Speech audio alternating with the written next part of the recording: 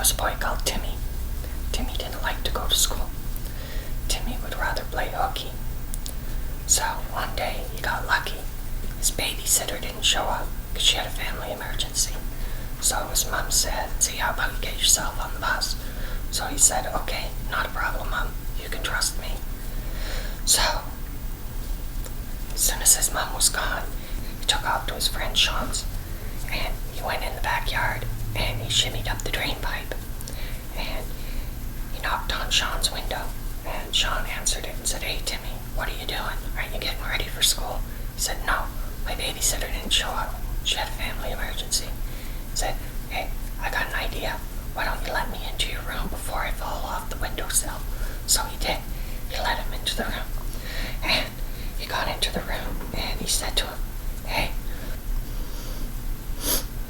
I got a great idea. I think we should skip school. So he said, okay, we'll do that. He goes, but what are we going to do about my mom? My mom will notice if I don't go to school. He says, well, what you're going to have to do is you're going to have to fake sick. So he said, okay, I'll do that. So he told Timmy, get yourself back in the backyard because I don't want my mom to find you here. And then he put his face over the radiator like all kids do when they want to skip school. And once his face was good and red and burning hot, he came down and he told his mom, hey, Mom, I'm too sick to go to school. And he got lucky this day too because his mom went for it. Because if his mom had seen the radiator marks on his forehead like she did last time, he would have had to stick his finger down his throat and force himself to puke all over his new bedspread and stuff just to get out of school. Anyway, so that went well. So he went back upstairs and got into bed and waited for his mom to go to work. And she said, hey, guess what? Evangeline's going to be coming over to look after you because she's the babysitter. Okay, until Evangeline gets here, I want you to just get into bed, stay quiet, and not do anything weird. So he said, okay, I can do that. And then Mother left to go to work. Then he thought, oh crap, I never planned on a babysitter. So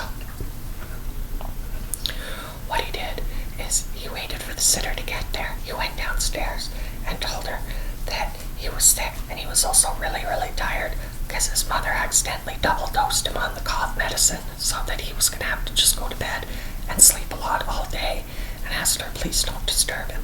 So she said, okay. And Evangeline was kind of naturally a lazy person anyway, and he knew that. When she got her butt in the chair in front of the soap opera, she wasn't going to move all day anyway, right? So he went back upstairs, and then he stuffed his bed with pillows and toys and stuff to make it look like him. And then he climbed out the back window and he shimmied down the drain pipe. And he met his friend Shaun. And they said, okay, cool. Now that we're off school today, let's go for an adventure. Well, they took a look at the backyard, and in the backyard was one of those, those long skinny fields where they have the big hydro poles. No, not hydro poles, pylons. The hydro things. And across from that, there was an industrial park where there was a bunch of factories. So they said, hey, let's go play in amongst the factories. That's always fun. So they said, all right. And they took off along the field for a little while, and then they cut in to see what they could find at the factories. And the first factory they came to was really cool because it was a factory that made sponge toffee. And all the leftover sponge toffee that didn't turn out right, they'd thrown in the garbage bin. Those great hunks of sponge toffee. And they both really liked sponge toffee, so that made it good. And they climbed into this giant dumpster, and there was great big huge hunks of it, like boulder-sized hunks of sponge toffee. So they ate that for a while until they felt like they were going to be sick, and then decided to find something else fun to do. So they found another factory, and they decided to see what was in the garbage there. And in the garbage there was all these curly cute pieces of metal, and that had been shaved off of making metal things, I guess. And they jumped in that because it was all springy and stuff, and they thought it was really fun to jump around in. But one of the problems is the metal had like black oil and dirt and stuff all over it. So they said, oh crap. And not only that, some of the pieces were sharp and they clothes were getting torn and stuff. So they decided to go find something else better to do. So they went along to another factory, and at the other factory there was this guy, and he was wearing all white clothes, and he had a hairnet on, and he was smoking a cigarette out back, and he had red stuff all over his white clothes. Now at first they were kind of scared to go near him because they thought maybe that would be a slaughterhouse or something. But as they got closer, they smelled pizza sauce, and they said, "Wow, pizza." Okay, so they went up, and the guy, when he saw them, because the clothes were all torn and they were dirty and they looked all beat up, he looked at them, and they weren't even in school or anything. And he said, "Hey, are you kids hungry?" And they said, "Yeah," because the sponge toffee was already wearing off, because sponge toffee doesn't stick with you very long. And he said, "Do you like pizza?" And they said, "Yeah." So he went into the factory, and he came out with 2 great big pieces of pizza for them. And that was really good. And they ate the pizza, and he said, "Should I call your mom?" And they both looked really scared and said, "No, we're terribly abused children. And if you called our mom and found out that we were accepting food from strangers, she would beat us, because our mothers both want us to starve to death because they're evil, horrible women." So he said, "Okay, your secret's safe with me, and if you're ever hungry, come on back." So they said, "Hey, thanks a lot, guy." And they're very happy about that. And then they carried on to see what else they could find there. And they saw this one building, and it had an empty parking lot, and there was no cars or anything around it. And it was like a big long cement building, and it had no windows, and it kind of had an abandoned looking air about it. And at the back of it, there was attached to the building like a greenhouse type of thing. And it was, when they looked in through the windows, there was great big cement vats full of animals. One was full of turtles, the other one was full of snakes, one was full of rabbits. They weren't sure what the other one was full of. And they wanted to get in there, but they couldn't find a way in. So then Timmy, who you can tell is obviously the bad one and the bad influence, he went around the corner behind a bush, and he grabbed a rock, and he smashed the window and climbed through. And then Shaun, as you can tell, he is not a self-directed individual. He went and climbed through too. And then once they were both in there, they thought it was really cool. And these cement vats are about 6 feet across and 12 feet long and about 4 feet deep. And they jumped into the one with the turtles and picked up the turtles and played with them for a while. And then they picked up some of the snakes, and they were garter snakes, so they knew they weren't poisonous, so that was okay. And they went in, and they jumped in amongst the bunnies, and they cuddled and played with the bunnies, and that was really fun too. And then they saw the door was open to another room, so they went into the other rooms, and they saw there was offices and stuff, and they got real quiet, and they searched around to see if anybody was there, and there wasn't anybody in the whole building. They had the run of the place, and they thought that was really cool. Well, while they were searching through the rooms, most of the rooms were offices, but some of the rooms had cages with animals in it, like cats or dogs or bunny rabbits and stuff, and a lot of the rooms had chalkboards with all kinds of stuff written on it that those two didn't understand because they were crappy students and they should have been going to school. They went into one of the rooms that had cages of animals, and in one of the cages there was a monkey, I tell you. And they said, "Okay, that's just the coolest thing ever." And they decided they'd take the monkey with them. So they opened the cage, and the monkey was actually pretty friendly, and it was kind of a young monkey. They could tell it was sort of a baby chimpanzee type monkey. Timmy said, "I'm going to keep him, and I'm going to turn him into a pet." And Shaun said, "But what's your mom going to say?"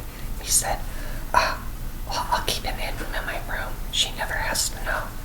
So he said, "Okay," and they went back to Timmy's house, and they came in with the monkey, and they hurried up to the room, and they put the monkey down on the bed, and the monkey said, "Hello, how are you doing? My name is Thelonious, and he said, "Your name is Thelonious." "Oh my God, it's a talking monkey from a laboratory. They must have been doing experiments on it." And he said, "Okay, that's the coolest thing ever. I've got a talking monkey." So they sat there and played with the monkey all day, because the monkey could play Monopoly and all other kinds of games like that, and they really were having a good time until it was time for Shaun to go sneak back home. So he says, "I'm going to go sneak back into my bed so I don't get caught." So he did, and that left just Timmy and Thelonious the monkey hanging out. Eventually the mom came home, and when she came home, he told the monkey to stay real quiet in his room. Well, the monkey was really glad to not be in the lab anymore, because the monkey didn't like living in a cage and being studied by scientists all the time. He found it a lot more fun to live in a kid's bedroom. And the food was better there too, because Timmy was really good at stealing extra treats for him and stuff. The monkey was having a wonderful time. He would sleep with Timmy at night and all kinds of stuff, and it was all really very, very cool. And then one day the monkey was snoozing in the closet and having a really nice nap, and Timmy's mom needed something. She needed a compass, and she knew that there was one in a box in Timmy's closet. So she went upstairs to look for the compass, and when she opened the closet door, there was a monkey sleeping in there, and it scared the living bejesus out of her, and she screamed and fell back on her butt, and the monkey screamed because he was just sleeping and he didn't expect to be screamed at. And then once everybody had stopped screaming, the monkey said, "Don't worry, I won't hurt you." And the mother was pretty amazed that this monkey was speaking. She thought it was freaky, but the monkey explained that he'd been rescued from a laboratory and had human-like intelligence. And she said, "Oh, okay, not a problem. Well, I guess you can stay, because I've been feeding you anyway. That's all right." And the monkey said, "Hey, here's an even better idea. I also don't mind doing housework. If you've noticed, Timmy's room's been a lot cleaner lately." And she said, "I had noticed that." He said, "Sure."